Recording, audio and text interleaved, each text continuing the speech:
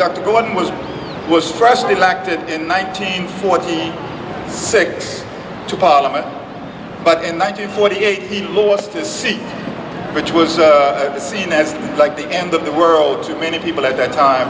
But then in 1953 he regained his seat, and it's put down to the work of Leonard Bascom, who later on, after Dr. Gordon's death, became the president of the BIU for the remainder of the 50s decade. Our next performance will be by none other than Gavin Smith, who is the coordinator of True Stick Foundation. I think so many of our heroes and our leaders, we're used to beating them up.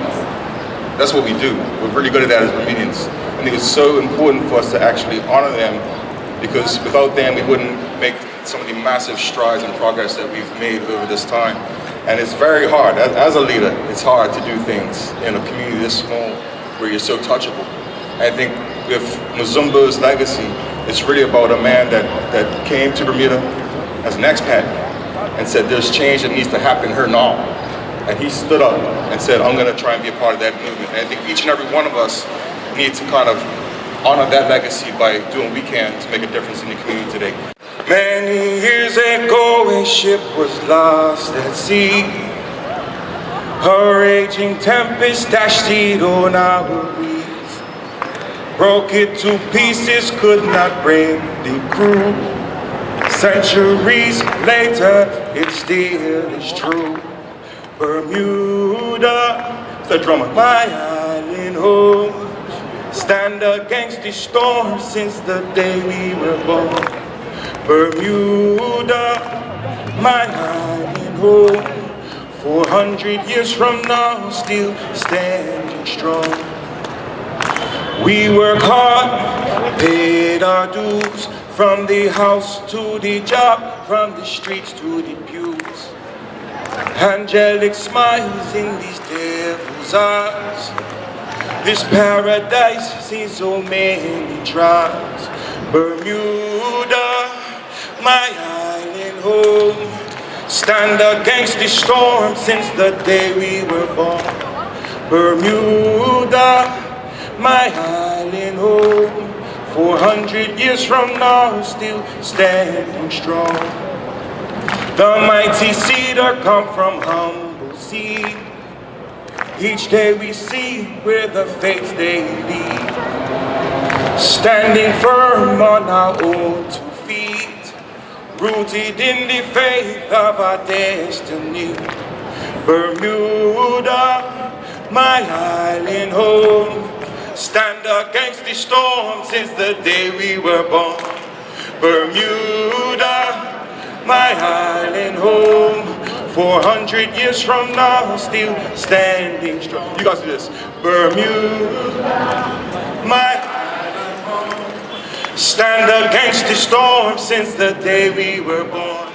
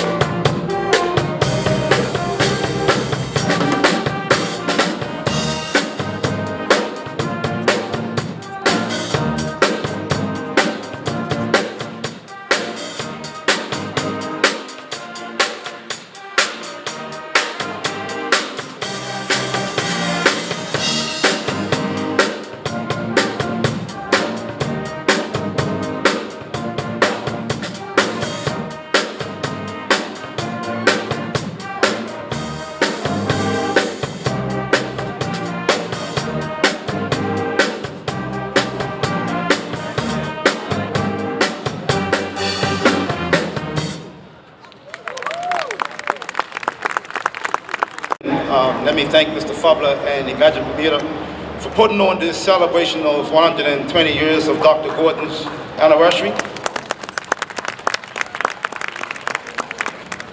And I do consider it an honor to be the current president of the BIU and at the standard today on the 120th anniversary of Dr. Gordon.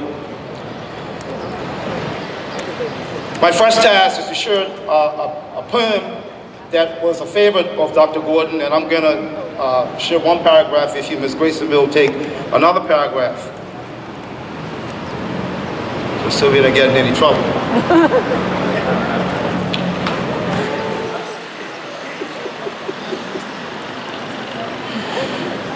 Did you help your brother? Did you give him a lift? He's a brother of man, and bearing about all the burden he can. Did you give him a smile? He was downcast and blue, and a smile would have helped him battle through. Did you give him a hand? He was slipping downhill, and the world so fancy using him ill. Did you give him a word? Did you show him the word? Or did you just let him go on with his load? A timeline of Dr. Edgar Fitzgerald Gordon. Dr. Edgar Fitzgerald Gordon was born March 20th, 1895 in Trinidad. In 2012, he attended medical school at the University of Edinburgh at age 18. In 1918, he qualified as a doctor and practitioner in Scotland until 1921. In 1921, he practiced in Trinidad and then served as chief medical supervisor in Dominica. In 1924, Dr. Gordon was invited to Bermuda by William Robinson to serve in the place of the late Dr. Packard. In the 1930s, he wrote numerous letters to the editor about the exclusion of black nurses from King Edward VII Memorial Hospital and the parish system. Also during the 1930s, he was a keen cricketer. He also assisted Elmer Champon in getting a trial with the West Indies team and subsequently facilitated the legend's professional career in Scotland. He lobbied for the establishment of a local cricket board, which came to fruition in 1938. In 1944, the Bermuda Workers Association was formed out of a pay dispute by artisans building the U.S. base. They invited him to serve as their president. In 1946, Dr. Gordon was elected to Parliament representing St. George's Parish. In 1946, as a consequence of new legislation limiting the activities of the BWA, the organization underwent internal changes leading to the formation of the Bermuda Industrial Union. Please note that the registrar initially dragged its feet until Dr. Gordon had his lawyer exert pressure, and the BIU was finally registered in April of 1947. Finally, in 1946, Dr. Gordon widened the agenda, addressing the bigger picture, building an island-wide movement with a petition addressing a number of social and constitutional matters. Thank you. Good afternoon. In 1947, Dr. Gordon presented the petition addressing the fact that only 7% of the residents could vote, the system of segregation, and other issues to the Colonial Secretary in London. In June 1947, since many fellow MPs often ignored addressing Gordon as doctor, he formally changed his name to Mzumbo, a peaceful act of political jiu-jitsu paralleling other transformative leaders. In 1948, in response to the petition, the British government urged basic changes for the island. However, the Bermuda Parliament, empowered by the limited franchise, resisted moving forward at that time. In 1948, Mzumbo lost his seat in Parliament during the election that year, reportedly due to his preoccupation with a longshoreman strike, exemplifying his selfless spirit. During the late 40s, Dr. Gordon also became involved with the PTA of Central School out of his passion for education. In 1949, the single early success out of the petition came with a law providing free primary education That landmark was the first domino moving towards the island's transformation. In 1953, Dr. Gordon was re-elected to Parliament. In November that year, Dr. Gordon quietly protested the implications of segregation in the island during a visit from Queen Elizabeth.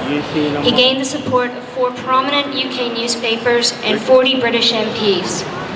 On April 20th, 1955, Dr. Gordon died of heart attack at the age of 60. Thousands attended his funeral at St. Teresa's Cathedral. You know what I'm talking about. I see you Sunday of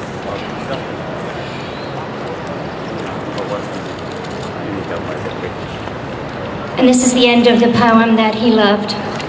Did you help him along? He's a sinner like you, but the grasp of your hand might have carried him through. Did you bid him good cheer, just a word and a smile, what he most needed that last weary mile? Did you know what he bore in that burden of cares that is every man's load and that sympathy shares? Did you try to find out what he needed from you, or did you just leave him to battle it through?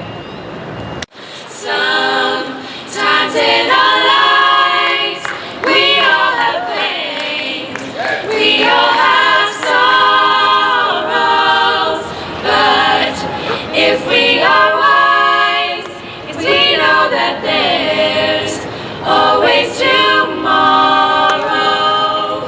Please swallow your pride if by your faith you need to borrow. I'm right up the road, yes, I'll share your load if you just call me, lean on me. When you're not strong, I'll be your friend. I'll help you carry on, for it won't be long till I'm gonna need somebody to lean on. If there is a load you cannot bear, that you can't carry, I'm right up the road, yes, I'll share your load if you just call me, lean on me. When you're not strong, I'll be your friend. I'll help you carry on, for it won't be long till I'm gonna need somebody to lean on me. When you're not strong, I'll be your friend.